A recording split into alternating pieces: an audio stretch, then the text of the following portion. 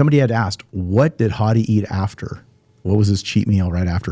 So the reason why we decided the Arnold was because, number one, the other thing that makes things harder when you become Mr. Olympia, guys, is that you're an ambassador and all of these things. توی این ویدیو میریم سراغ پادکست حقیقت هانی رامبد و صحبت‌های جنجالی او در مورد دریک و هادی چوپان و ناگفته های آرنولد کلاسیک. درود دوستان، خیلی خوش اومدیم به چنل متین بادی. بریم سراغ ادامه صحبت‌های هانی رامبد.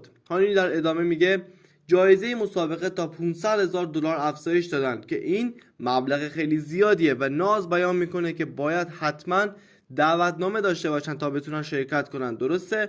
و هانی هم این حرف رو تایید میکنه. They just had raised it and now it's going to $500,000, which is some serious money now. Yeah, it's amazing, but it's invite only. It's not qualification, right? Correct. Yeah, correct. so you have to be invited. Yeah, you have to be invited, so not everybody can, go. But I'm sure that what they're going to do is they do like they do now. Mm-hmm. They look at the rankings, who's coming in from the Olympia. Right. So they're going to look at that, and then or who may be new that could really kind of be a force. Yeah. And they're going to invite those people, those athletes in. سپس هانی رامبد بیان میکنه تفاوتی که در هادی اوهایو و هادی انگلستان بود در خشکی و پری عضلات بود. سپس هانی تعریف میکنه زمانی که منتظر ویزا بودیم رفتیم باشگاه آلفا و آلپلند و تونستیم یک جلسه تمرینی رو در اونجا داشته باشیم، اما وضعیت آماده سازی ما نسبت به اوهایو خیلی متغیر بود و چیزهای خیلی زیادی بود که ما باید باهاش سر و کله می‌زدیم. و شخصی از هانی میپرسه وعده آزاد هادی پس از آرنولد کلاسیک اوهایو چی بود؟ بریم از خود هانی بشنویم. And somebody had asked, what did Hadi eat after? What was his cheat meal right after? And it was burgers, guys. We went to some slider place in downtown Ohio after the Arnold, Ohio. And he went nuts on some sliders. He deserved it. He did. And again, some people said, hey, did he stick to his diet? No, he didn't. I told him, eat up because you're going to get your metabolism's going to rip. And then, so we did that. He had a couple of meals that way. He had the burgers, had a little bit of fries, not too many. He had some chicken tenders. He had those sliders, loved it, thought it was amazing. And then I can't remember the name of the place we went to, but it was right across from Ohio State. And then what we did was we gave him one or two more meals, and then it was right back on the grind, come back to Dallas, training, getting all the food right back to where it was at, and then being able to go from there. این بود صحبت‌های هانی در مورد وعده آزاد هادی چوپان. سپس او سوال بعدی رو جواب میده. چرا تصمیم گرفتید آرنولد کلاسیک رو شرکت کنید؟ این سوالی بود که از هانی رامبد پرسیدن و او این گونه پاسخ داد. So the reason why we decided the Arnold was because, number one, the payday had been raised. And with him placing second to Derek, it was really about trying to make up as much as he could of that, because not only would he think that it's a lot, anybody around the world, it's like, there's a lot of money on at stake. Absolutely. $400,000 or $300,000, I'm sorry, for first place at the Arnold, Ohio. Then I believe is 125 for the Arnold UK. Yeah, something like that. Right. And so not only did he win both of those, but then he got another $10,000 for most muscular award, the Franco Colombo most muscular award. So it came out to 310 there. And then also the UK was 125. And some people were asking me, does Hadi have to pay taxes on that? Yes, he does. So these different shows take a percentage out before they pay you. Right. So they don't send it to you and then you have to go pay. They literally take it out before. Right. So if you're an international athlete, yes, it sucks, but death and taxes. That's it. When you're sitting down and you're looking at the whole thing, and then by the time he takes that home, that's a big thing. Yeah, especially in Iran, that's a lot of money. It's a lot of money when you do the exchange rate. Yeah. Their exchange rate is like 40 or 50,000 to 1. Yeah. It's so impactful for him. واقعا مبلغ قابل توجهی است. اگر ما این 435,000 تا رو با 150,000 تا از مسابقه مستر المپیا جمع بزنیم میشه $585,000 که اگر اون رو با ریال 60 تومن مبادله کنیم میشه مبلغی بالغ بر 35 میلیارد تومان. البته این بدون کسر مالیاته و هادی حداقل 25% مالیات داده که میشه 26 میلیارد تومان که کل جایزه هادی چوپان از مستر المپیا تا اکنون هست. به هر حال هانی رامبد سوال بعدی رو ازش میپرسن. سوال اینه که تو چند درصد از مبلغ جایزه شاگردانت رو به عنوان دستمزد میگیری؟ بریم جواب هانی رو بشنویم. So just for clarity's sake, Derek and Hadi do not pay me for their coaching services. There's no percentages. It's part of our contract with Vivian. Yep. So he makes all of the money. Where in the past, I would get a percentage or I would get a fee plus probably a bonus and all of those things with other people that are outside within my coaching network of Vivian. But so for clarity's sake, because a lot of people are like, what percentage did you take, coach? 30%, 40%, 10%? No, not 1%.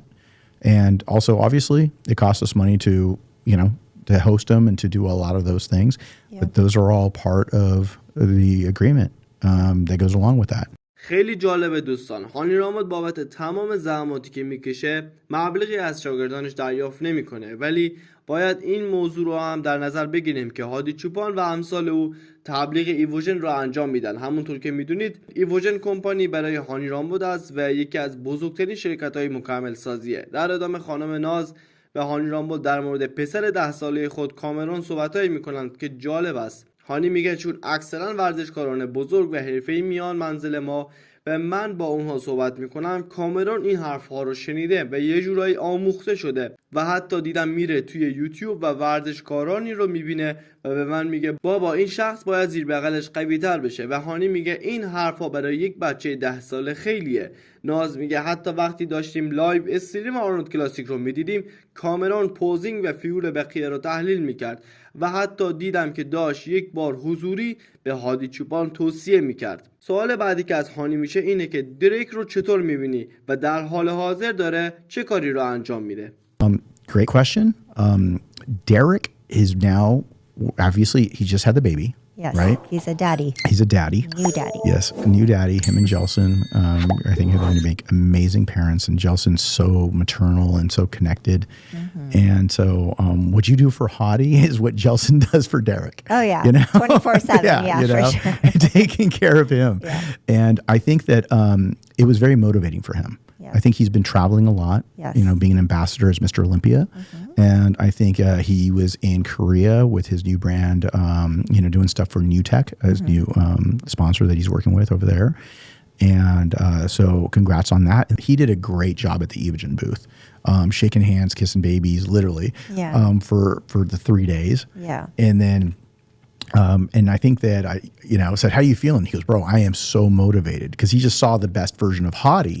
Right. And now everyone who's asking me, and they're like, hey, you know, could that beat Derek? I said, yeah, that could beat Derek, but that was the old Derek. Yeah. Now Derek's been working on the new Derek. Totally. Because now it's an upgrade time because Derek's younger than Hadi. خب دوستان صحبت‌های هانی رو شنیدیم که معتقده دریک به دلیل جوان بودن هنوز تکامل عضلانی نداره و هنوز جا داره تا عضلاتش پیشرفت کنه. به طبق گفته خودش رابطه دریک و هادی مثل فیل هیس و جی کاتلر یا جی و رونی کولمنه و اونها دارن همدیگر رو ارتقا میدن.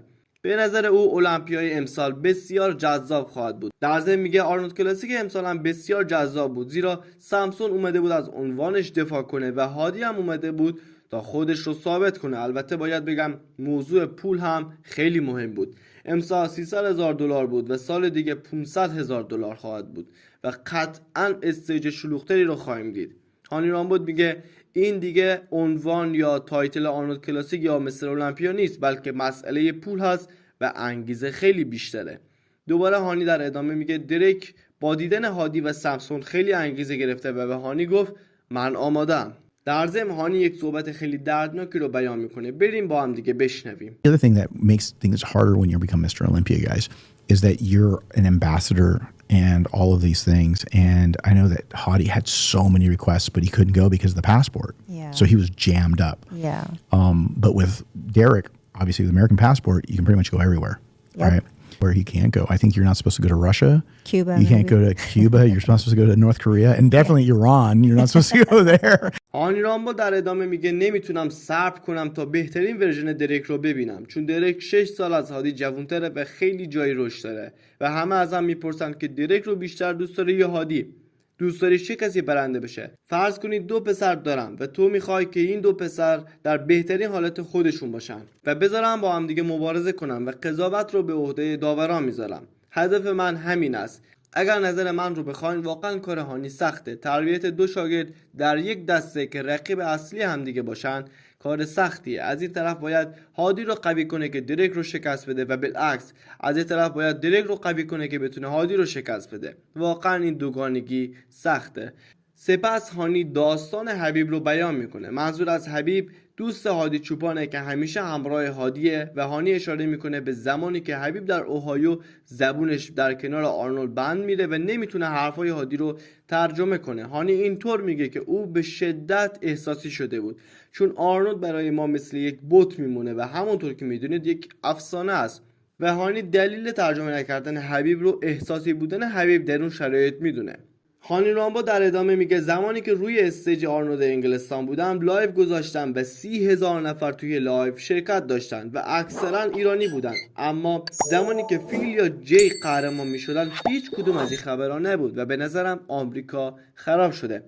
به نظر خودم این حرف هانی درسته. زمانی که فیل برای بار 7م قهرمان شده بود توی فرودگاه خانواده خودش بودن، اما زمانی که هادی به ایران میاد هزاران نفر به استقبال او میرن و واقعا دمتون گرم. خب دوستان خیلی ممنون که تا اینجای ویدیو همراه من بودید. لطفا برای حمایت از ما ویدیو رو لایک کنید و کانال رو سابسکرایب داشته باشید تا بروزترین اخبار بدنسازی رو از دست ندید. خیلی ممنون.